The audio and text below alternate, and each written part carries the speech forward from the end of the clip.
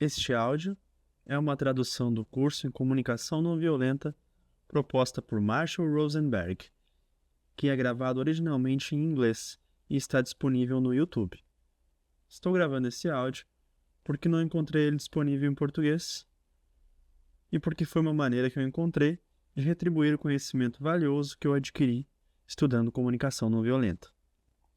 A partir de agora, apresento a tradução limitada que consegui fazer do curso, que não tem a mesma qualidade do original, mas que deve servir para tornar esse conhecimento mais acessível às pessoas que não falam inglês. Comentários e sugestões são bem-vindos.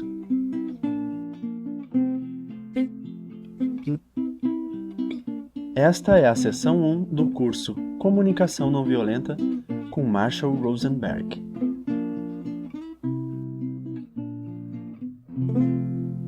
Olá, meu nome é Marshall Rosenberg. Eu estou muito contente pela oportunidade de compartilhar com você nesse programa algumas habilidades que têm me ajudado muito nessa vida. Tenho o prazer de dizer que milhares de pessoas ao redor do mundo com quem compartilhei também acharam útil. Então estou contente por poder compartilhar isso com você nesse programa. Nessa sessão, estarei dando uma introdução de como eu vim a desenvolver esse processo, do qual estaremos falando. Vou explicar o seu propósito e dar uma visão geral do assunto. O processo eu chamo de comunicação não violenta. E eu não gosto desse título. Mas por que eu uso?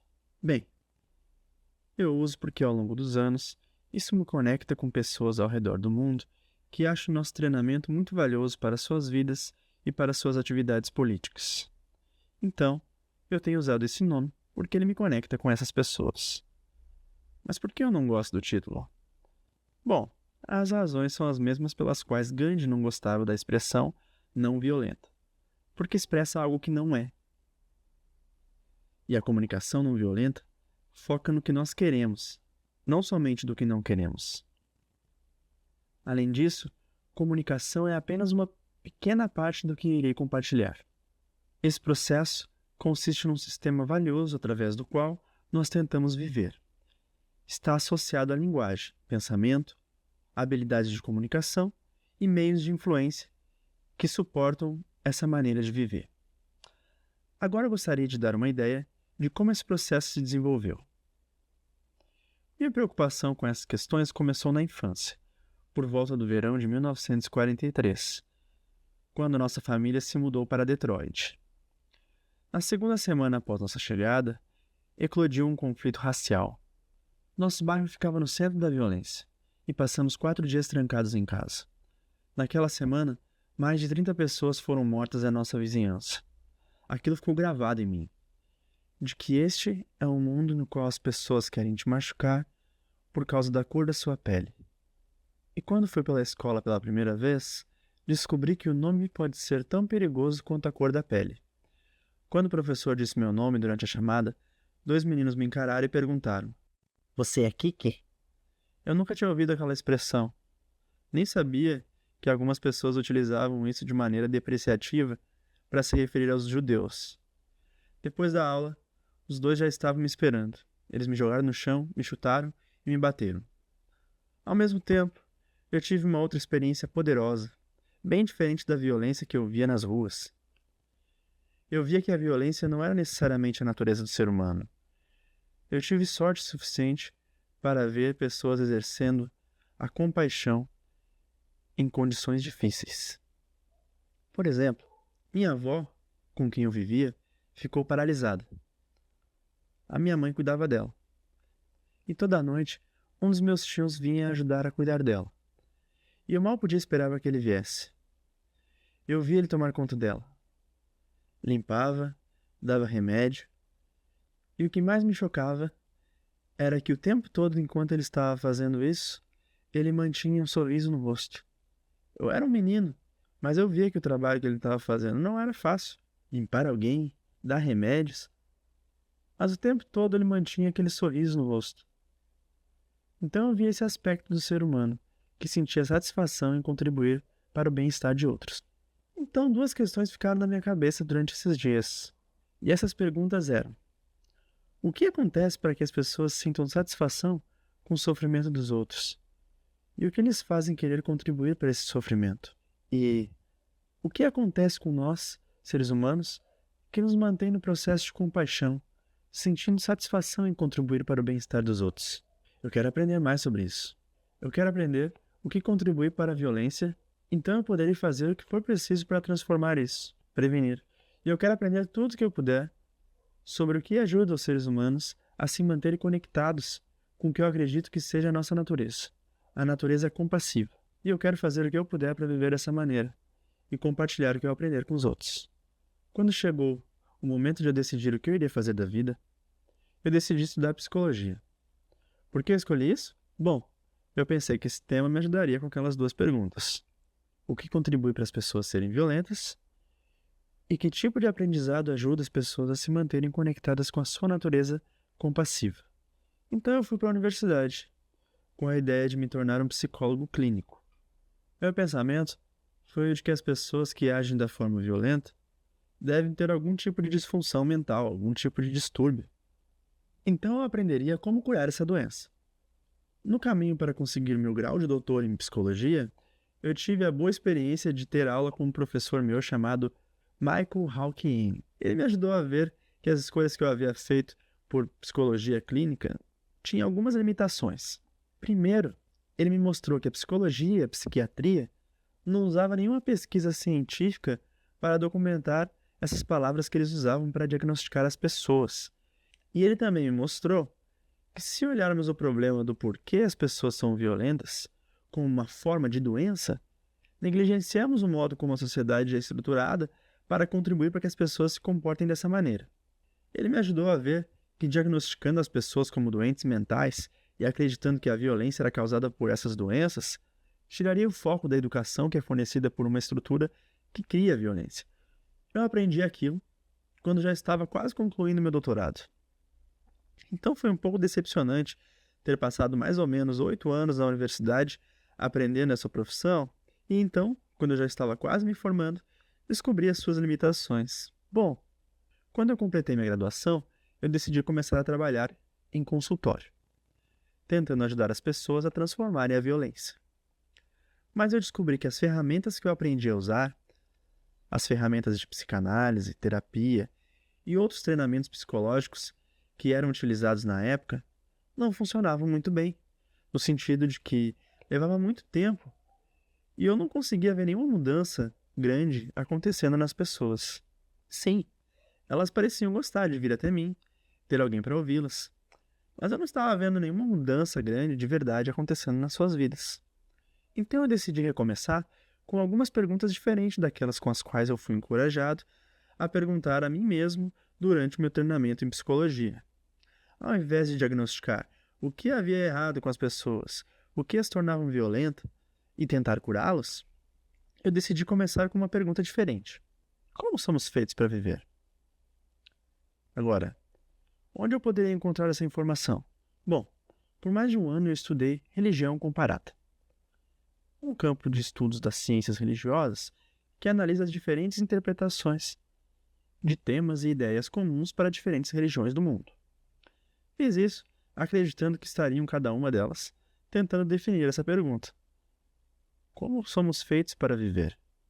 Então, através de leituras e cursos, eu cheguei a uma conclusão, de que todas elas dizem praticamente a mesma coisa, de que a vivência da compaixão é o modo pelo qual somos feitos para viver, contribuindo para o bem-estar uns dos outros de boa vontade.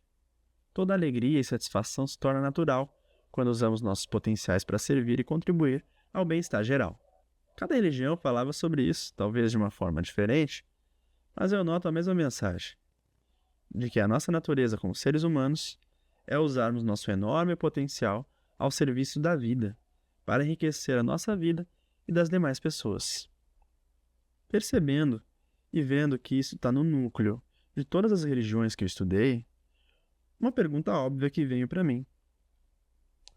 Parece que todos nós concordamos nesse tema de que a compaixão e a doação é o modo pelo qual somos feitos para viver. Eu me pergunto, por que nós não estamos fazendo isso? Então eu comecei a me perguntar: quais são as habilidades necessárias para se viver com compaixão? Logo eu percebi que essas habilidades, que pareciam necessárias, são bem diferentes daquelas que nos ensinam. E quando eu me perguntei, por que isso é assim? Então, o professor que eu havia mencionado antes explicou que fomos educados para contribuir para manter as estruturas dos sistemas em que vivemos. E nessas estruturas, algumas pessoas se consideram superiores e pensam que sabem o que é certo para as outras, e impõem o que eles acreditam correto aos outros. E este modo de viver requer um certo modo de pensar, se comunicar e usar poder. Logo, eu vi que esse era o problema, que o que cria violência é um modo de pensar, um tipo de linguagem, um modo de usar um poder. Mas então eu me perguntei, quais habilidades são necessárias para se viver em harmonia com a compaixão e doação? Que tipo de linguagem é necessária? Que tipo de habilidades de comunicação são importantes? Que tipos de pensamentos sustentam isso? Quais os meios de influência sustentam isso? E onde achamos essa informação? Porque não estava muito claro enquanto eu estava estudando as religiões. Como especificamente nós deveríamos nos comportar para viver em harmonia com a compaixão e doação? Por isso, eu decidi fazer uma pesquisa diferente. Observar as pessoas que eu mais respeitava e que mais me pareciam viver com compaixão, que pareciam sentir satisfação a se doarem aos outros. E tentei ver como eles eram diferentes das pessoas que pareciam sentir satisfação de criticar, culpar e insultar os outros. Foi através desse estudo dessas pessoas e de pesquisas científicas na área da psicologia, tentando identificar quais as características contribuíam para as pessoas exercerem a compaixão, que eu reuni alguns recursos para criar esse programa que, ao meu ver, resume o modo pelo qual somos feitos para viver e as habilidades necessárias para isso. E foi assim que a comunicação não violenta se desenvolveu, das pesquisas que eu fiz para identificar qual tipo de desenvolvimento humano é necessário para exercermos a compaixão. O processo, que eu chamo de comunicação não violenta, consiste na intenção de contribuir para o nosso próprio bem-estar e dos demais com compaixão. E o que eu quero dizer com doar-se com compaixão é, em primeiro lugar, que tudo que nós fizemos seja de boa vontade, não feito por culpa ou vergonha, ou medo de ser punido, ou para comprar afeto, por meio de nos submetermos ao que os outros esperam da gente. Eu vi que a intenção pela qual eu gostaria de viver, e que eu percebi que era necessário para doar-se com compaixão, é nos doar somente através da alegria, que vem naturalmente quando contribuímos para a vida, a nossa própria e dos outros. E eu organizei esse conhecimento nesse programa que eu chamo de comunicação não violenta.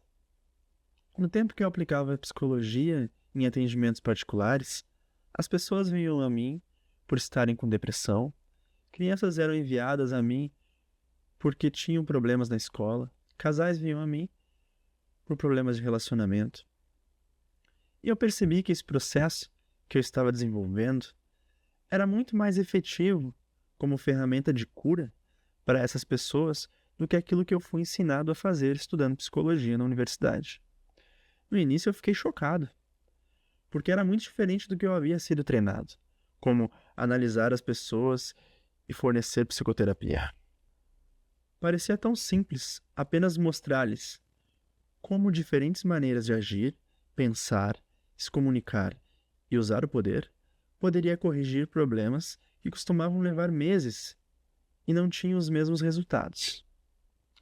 Mas quando eu realmente vi o poder que esse programa tinha, eu também vi que o modo pelo qual eu estava fornecendo não era o modo pelo qual eu gostaria de continuar fazendo. Porque no escritório, em atendimentos particulares como psicólogo, as pessoas vinham até mim e eram definidas como se tivesse alguma coisa errada com elas, com alguma doença mental que precisava ser curada. E eu estava vendo cada vez mais como aqueles conceitos de doença mental era destrutivo, porque implica que há algo errado com a pessoa e que precisa ser consertado. E este conceito, do qual eu irei falar nos próximos tópicos, cria um obstáculo na evolução, no desenvolvimento humano. Então eu queria oferecer aquilo que estava achando tão valioso de uma maneira diferente do atendimento particular. Bom, como fazer isso? Eu não tinha nenhuma ideia naquela época, mas comecei a falar com as pessoas que acharam útil quando vieram a mim e pedi ajuda para passar aquilo adiante para as pessoas se beneficiarem. Em seguida, as pessoas que vieram a mim e foram beneficiadas por esse processo puderam convidar outras, e conforme isso ia se espalhando, eu estava viajando pelos Estados Unidos, porque as palavras voam. As pessoas que eu ajudava em uma comunidade diziam que outras pessoas, de repente, iriam gostar. E eu passei a maior parte do meu tempo viajando pelos Estados Unidos, visitando grupos diferentes de pessoas que queriam que eu compartilhasse esse processo com eles. Durante esses dias, a maioria das pessoas estavam preocupadas com questões envolvendo racismo, queriam saber como a comunicação não violenta podia ajudar, e ajudar as pessoas a se liberar do tipo de pensamento e conhecimento cultural que contribuía para o racismo. E eu estava trabalhando nesse problema com muitas pessoas nos Estados Unidos, mais especificamente nos estados do Sul, porque naquele tempo o país estava entrando numa segregação nas escolas, e muitos problemas estavam ocorrendo. Então, as pessoas achavam que a comunicação não violenta era muito útil, tanto na transformação do tipo de pensamento racista em pensamentos que respeitavam mais as diferenças, como na reconciliação de grupos da comunidade que estavam envolvidos nesse tema. Além de lidar com grupos relacionados a racismo, comecei a trabalhar com grupos relacionados a sexismo, e novamente descobrimos que o processo era muito útil no trabalho que as pessoas estavam fazendo naquela área. Um dos problemas que eu enfrentei foi que, trabalhando com as pessoas na área do racismo e do sexismo, frequentemente eles não tinham muito dinheiro para me oferecer pela ajuda que eu estava dando a eles. Quando eu trabalhava na clínica particular, as pessoas que eu atendia tinham melhores condições financeiras. Mas quando eu saí para oferecer o serviço às pessoas, os primeiros grupos que eu atendia não tinham boas condições financeiras. Então saía caro para manter as viagens pelos Estados Unidos se eu tivesse que dormir em hotéis. Por isso, na maioria das vezes, eu tinha que dormir na rua. Eu viajava de cidade em cidade, e isso não era um problema quando o clima estava bom, porque eu tinha um bom saco de dormir.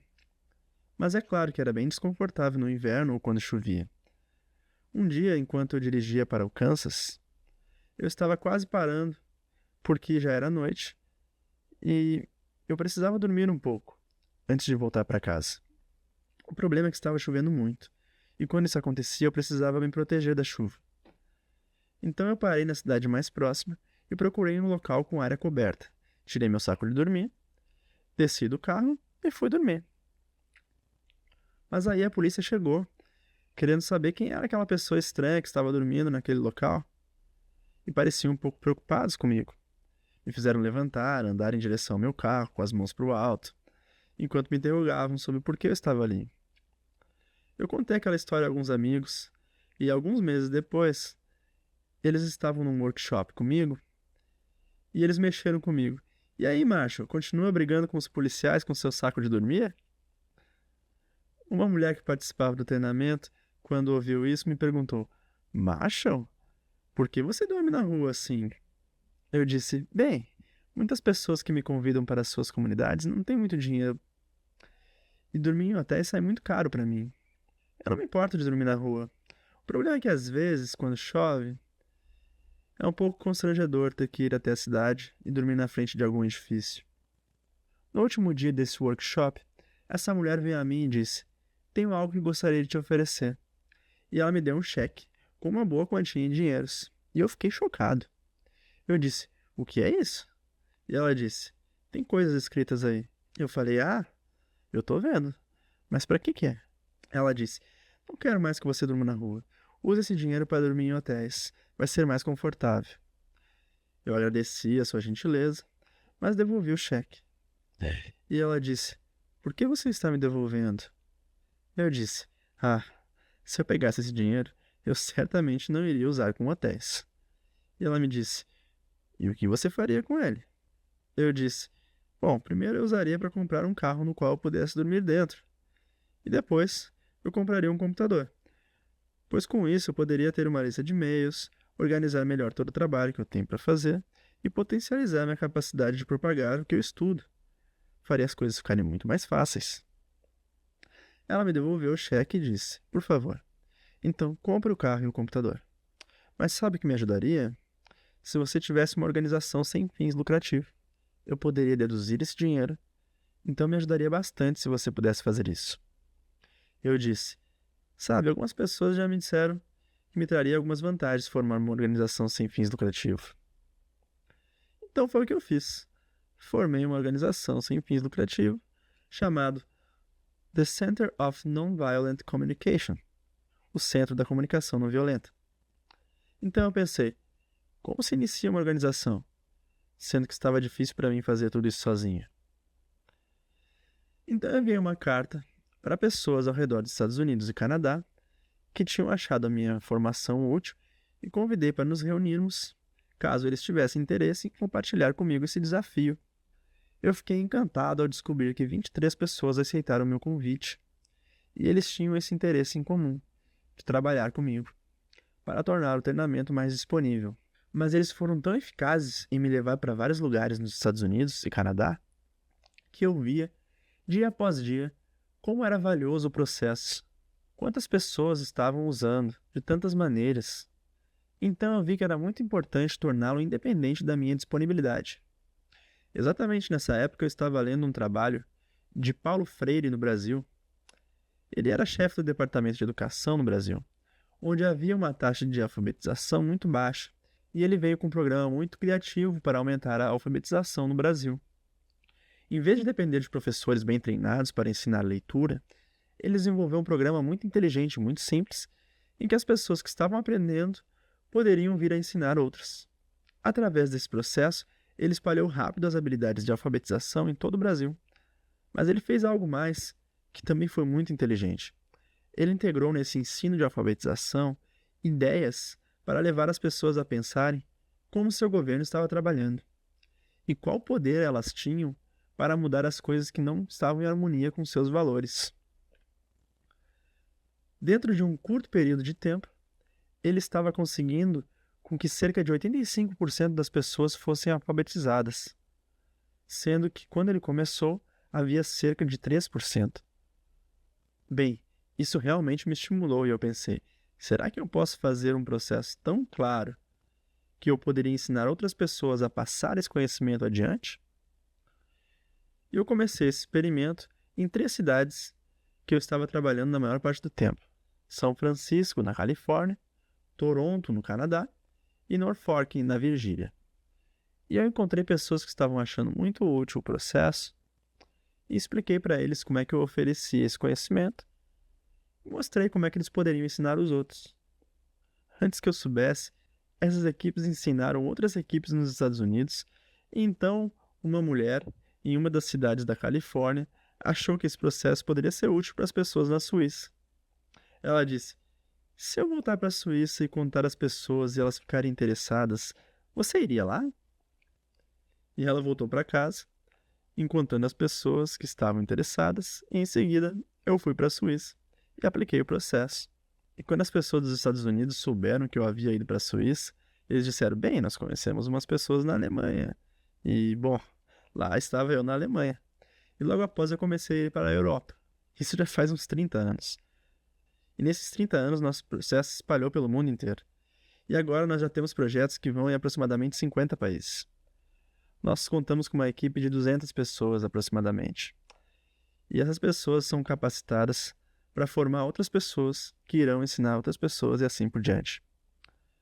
Por isso, estamos vendo uma distribuição muito rápida desse processo de comunicação não violenta.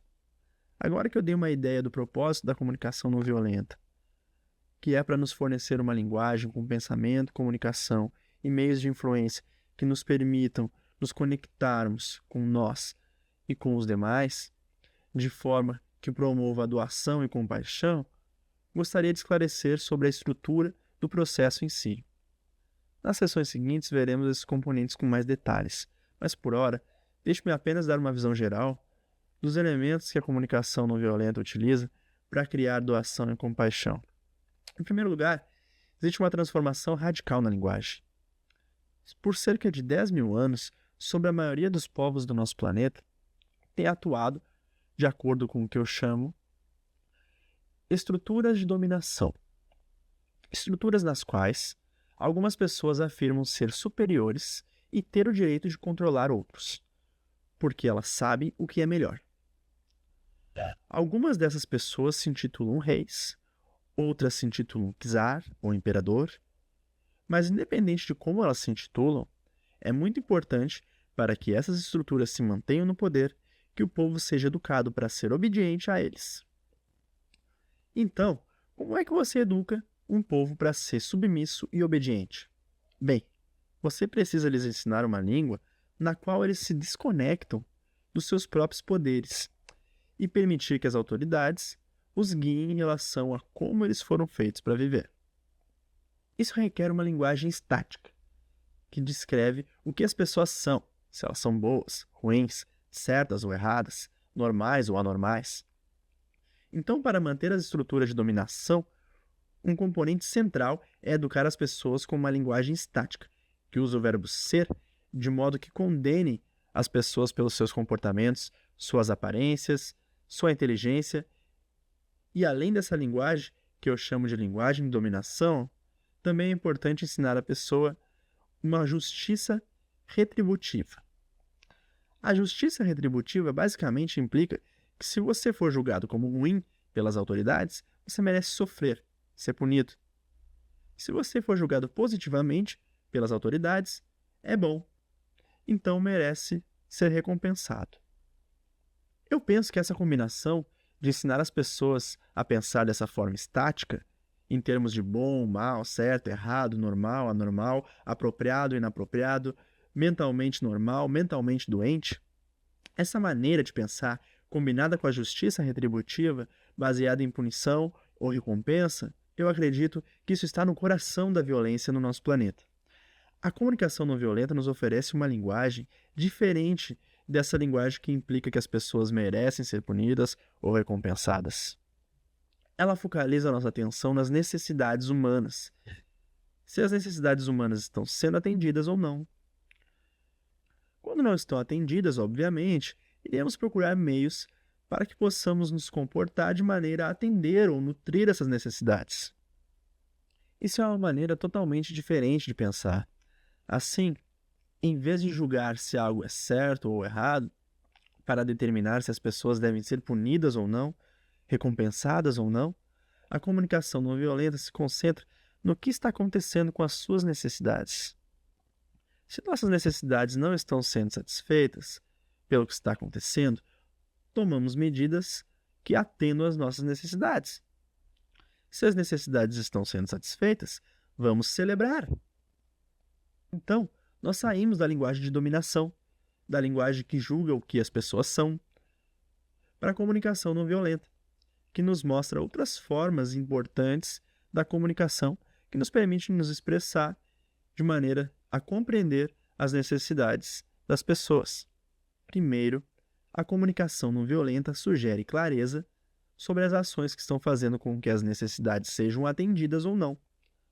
A comunicação não violenta sugere que façamos observações claras, que possamos dizer às pessoas quando as suas ações estão ou não atendendo às nossas necessidades. Outro componente da comunicação não violenta são sentimentos. Sentimentos são manifestação do que está acontecendo com as nossas necessidades. Quando nossas necessidades não estão sendo satisfeitas, temos sentimentos desagradáveis. Quando as nossas necessidades estão sendo satisfeitas, temos sentimentos prazerosos. E um outro componente da comunicação não violenta são os pedidos. Quando vemos que nossas necessidades não estão sendo atendidas, precisamos pedir a nós mesmos ou a outras pessoas que tomem as atitudes que gostaríamos que tomassem para melhor atender às nossas necessidades. Então, esses são os 4 componentes da comunicação não violenta. O mais básico, as nossas necessidades. Em seguida, observação do que está ou não sendo feito para satisfazer as nossas necessidades. Há também os sentimentos, para indicar os resultados do que está acontecendo com as nossas necessidades agora, se elas estão sendo ou não atendidas. Nossos sentimentos revelam isso. E, finalmente, o pedido. O que nós gostaríamos que fosse feito em relação às nossas necessidades que não estão sendo atendidas. Esses 4 componentes são bem diferentes da linguagem que eu fui ensinado.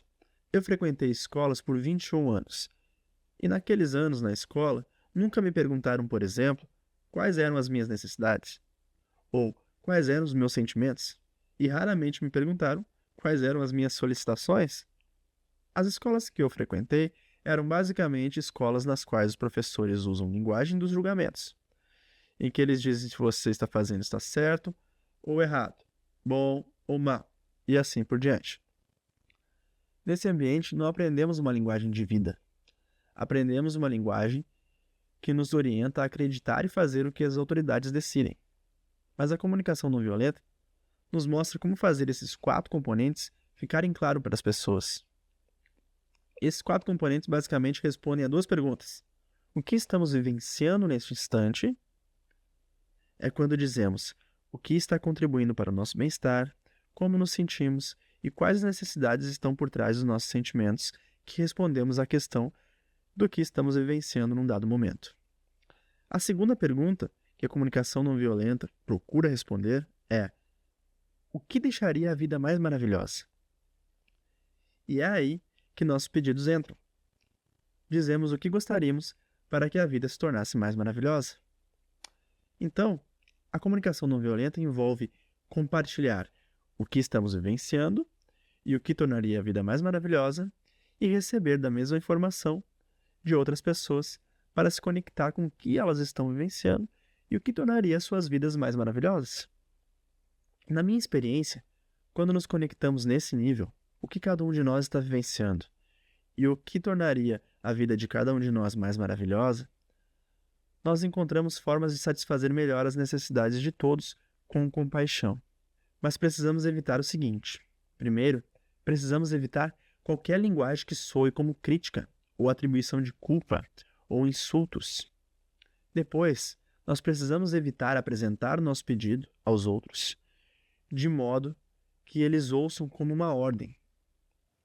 Tenho percebido no meu trabalho, com as pessoas ao longo dos anos, que sempre que as pessoas ouvem críticas ou ordens, fica difícil para elas desfrutarem, contribuir para o bem-estar dos outros. Então a comunicação não violenta sugere evitarmos, em todos os momentos, as seguintes estratégias para influenciar as pessoas a fazer o que estamos pedindo. Nunca iremos querer que qualquer coisa seja feita por culpa ou vergonha criada por críticas que ouçam da gente.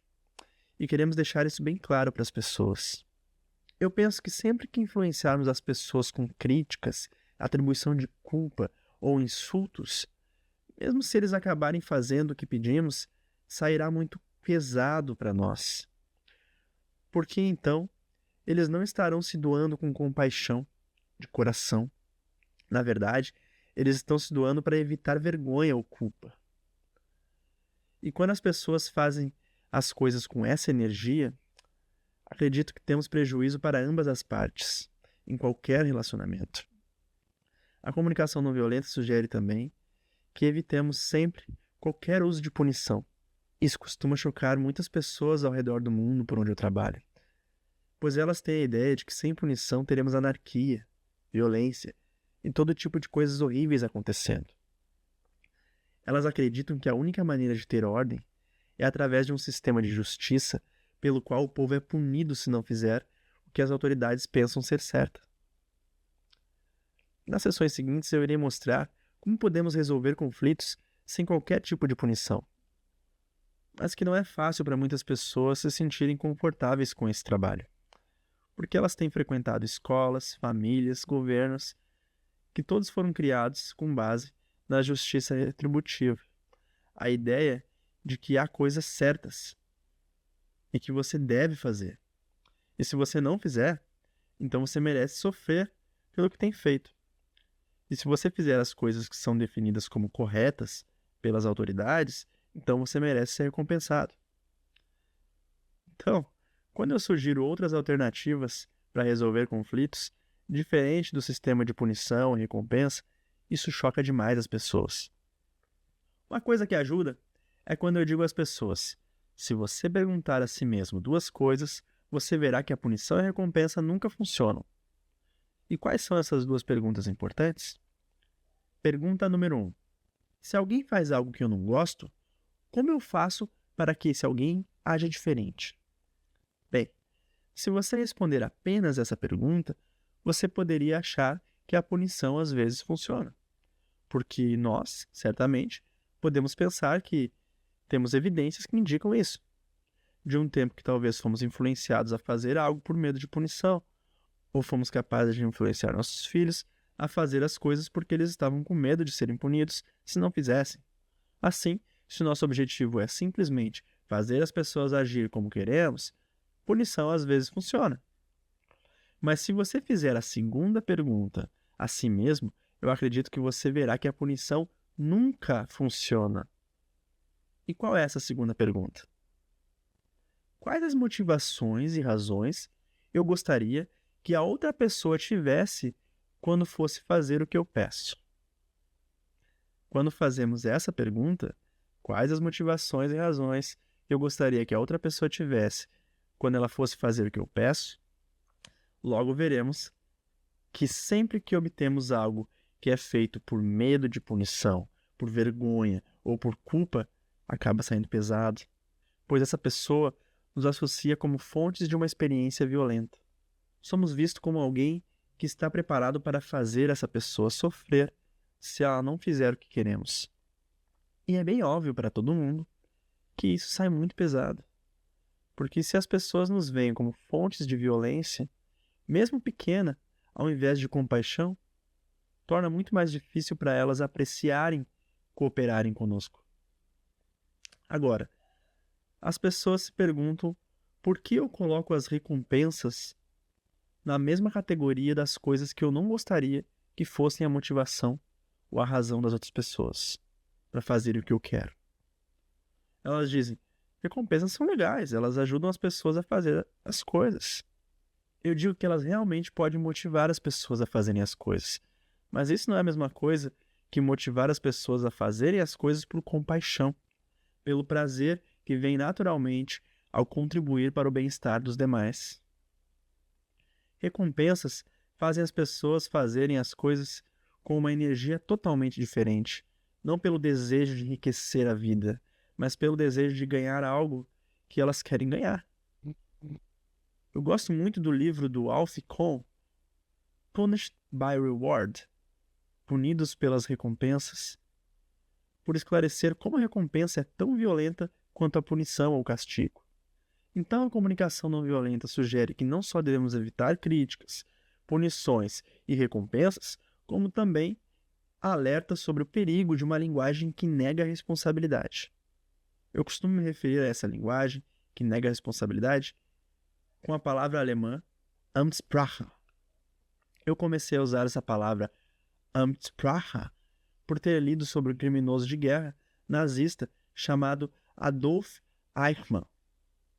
Em seu julgamento por crimes de guerra em Jerusalém, quando perguntaram a Eichmann se foi difícil para ele enviar milhares de pessoas para a morte, Eichmann respondeu com muita honestidade. Ele disse: para falar a verdade, foi bem fácil. Nossa linguagem faz isso ficar muito fácil. Aquela resposta chocou o seu entrevistador, que perguntou: que linguagem? E ele disse: meus colegas, oficiais nazistas e eu, nós criamos um nome para descrever a linguagem que fomos ensinados a usar nas escolas, especialmente a usar em nossas posições oficiais e militares. Nós chamamos essa linguagem de Amtssprache. Bem, em alemão, Amts significa linguagem e Sprache, escritório. Então eles se referem a uma linguagem burocrática ou burocratês. Pediram então a Eichmann para dar alguns exemplos de Amtssprache, e ele disse: é uma linguagem em que você nega a responsabilidade pelas suas ações. E se você não se sente responsável, então você não se sente mal pelo que você faz. Por exemplo, enviar pessoas para morrer. E pediram a ele para dar alguns exemplos de como essa linguagem era utilizada. Então ele disse: bem, se alguém pergunta, por que você faz isso? Você diz: tive de fazer isso, não tive escolha. Se perguntassem, por que você teve que fazer? Eu responderia: ordens superiores. A política institucional era essa. Era o que a lei mandava. E coisas assim. Essa linguagem é muito perigosa. Uma linguagem que nega a nossa capacidade de escolha. A comunicação não violenta é projetada para nos ajudar a permanecermos conscientes das nossas escolhas a cada momento, acreditando que cada atitude que tomarmos, escolhemos tomá-las. Não necessariamente gostamos de algumas atitudes que tomamos, mas não fazemos nada que não escolhemos fazer. Isso incomoda muita gente quando eu digo isso nos nossos treinamentos ao redor do mundo. Por exemplo, na cidade dos Estados Unidos, eu estava trabalhando com alguns pais e professores, e quando eu sugeri que expressões como tenho que, sou obrigado a, devo e não posso podem ser perigosas, e eu considero perigoso porque isso leva as pessoas a não se sentirem responsáveis por suas ações, uma das mulheres que participavam dessa sessão ficou muito incomodada e disse: mas há coisas que você tem que fazer e não tem escolha. Há coisas que eu faço todos os dias que eu odeio fazer, mas que são coisas que eu preciso fazer. E é nosso trabalho como pais e professores conferir se as nossas crianças também estão fazendo o que eles têm que fazer. E eu disse a ela: você poderia me dar algum exemplo de algo que você faz e que você acredita agora que você não tem escolha? Ela pensou um momento e disse: tem tantas coisas, mas ok, aqui vai uma. Quando eu volto para casa de noite, eu tenho que cozinhar. Eu odeio cozinhar. Eu odeio com toda a minha força. Mas eu tenho feito isso todos os dias da minha vida por 20 anos. Até mesmo quando eu estive doente, eu faço. Porque tem coisas que simplesmente você tem que fazer. E eu disse a ela que eu ficava muito triste quando eu ouvia que alguém tinha que fazer alguma coisa, mesmo se fosse uma só vez, tendo como motivação esse tipo de pensamento. Um pensamento em que se acredita não ter escolha. Eu disse a ela que eu estava torcendo para que quando eu deixasse claro o valor da comunicação não violenta e ela aplicasse, ela veria muitas outras opções de escolha se abrindo na sua vida. E eu fico muito feliz em dizer que ela era uma estudante muito rápida e aplicou a comunicação não violenta rapidamente na sua vida. Ela foi para casa na mesma noite e anunciou à sua família que não queria mais cozinhar. Eu obtive notícias da sua família. Os comentários vieram 3 semanas depois, quando eu estava em outra sessão introdutória naquela mesma cidade e eu encontrei seus 2 filhos mais velhos. Ela tinha 4 filhos, e eles vieram para falar comigo antes da sessão começar. Eu disse que eu estava muito feliz de encontrá-los antes da sessão começar, pois eu estava muito curioso sobre o que estava acontecendo em sua casa. Sua mãe tem me telefonado todos os dias, contando-me sobre as principais mudanças que ela está fazendo na sua vida desde o treinamento. Eu estou sempre muito curioso para saber como os outros membros da família respondem quando um membro da família vai para casa falando uma linguagem bastante diferente. E eu disse: por exemplo, a primeira noite, quando ela disse que não queria mais cozinhar, eu gostaria de saber qual reação vocês tiveram. E o mais velho disse: Marshall, eu só disse uma coisa para mim mesmo: graças a Deus.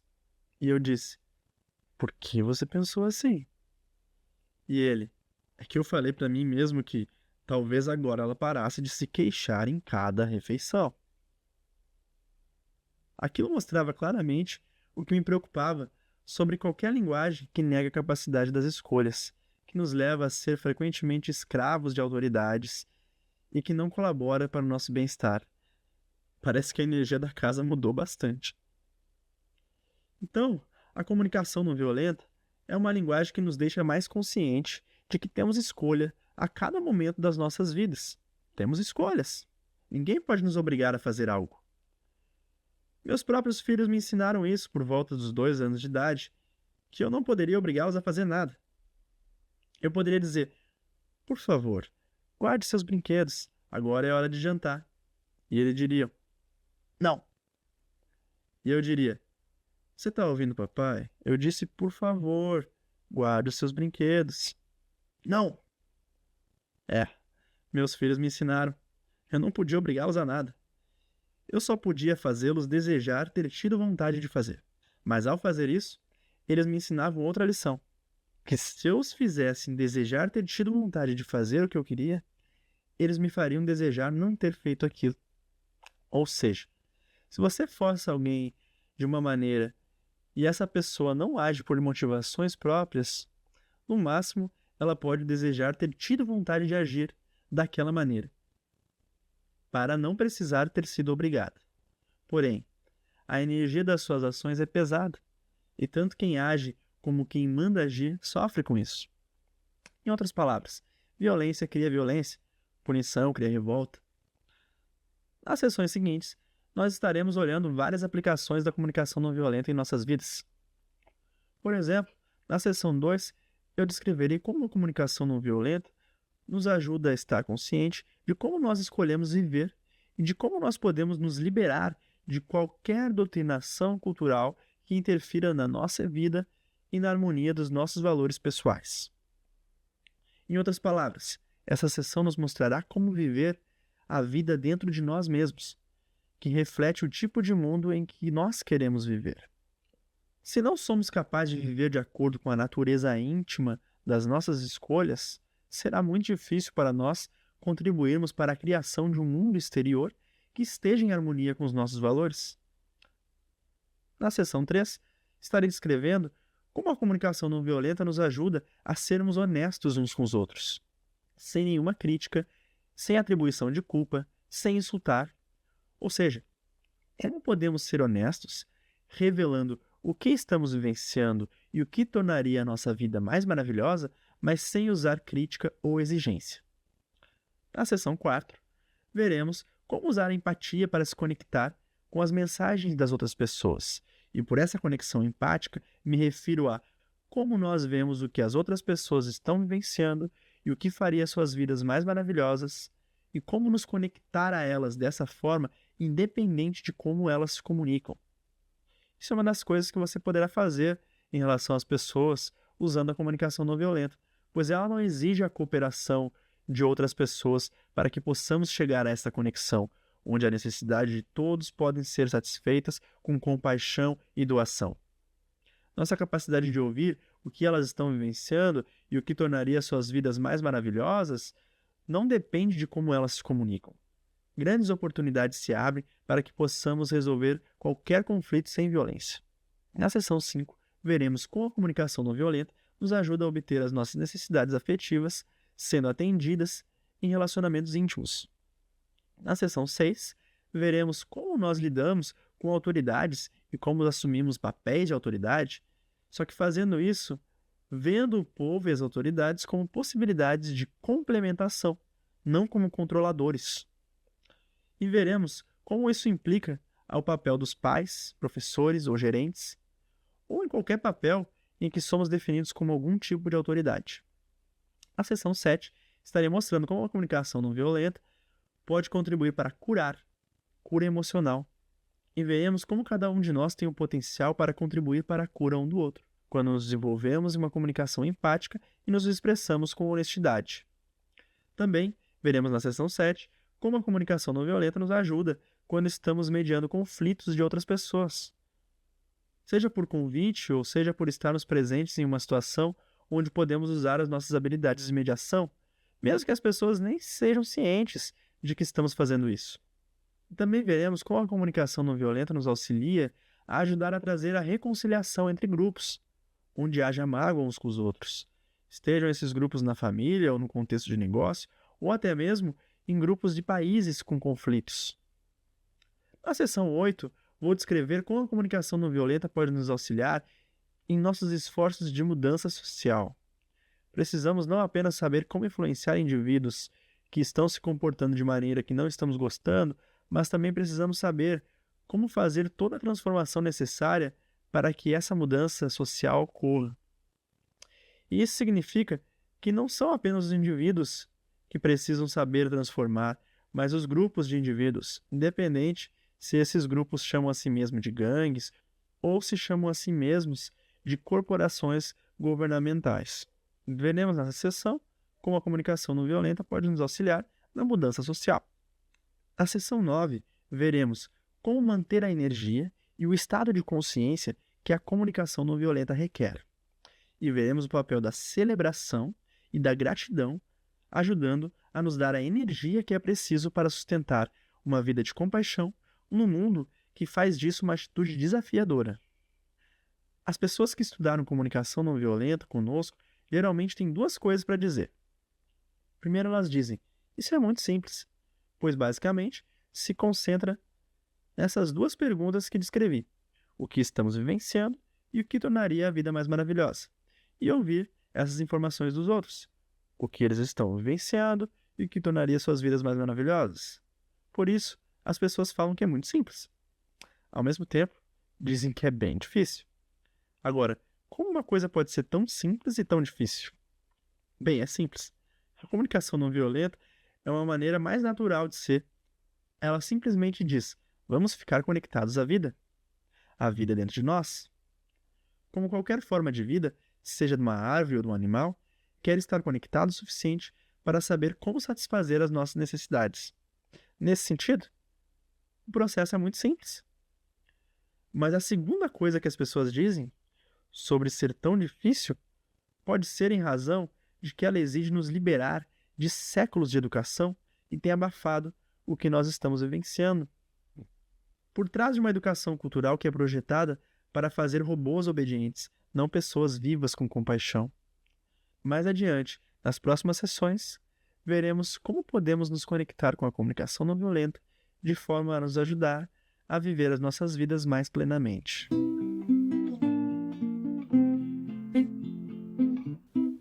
A sessão 1 do curso Comunicação Não Violenta com Marshall Rosenberg foi concluída.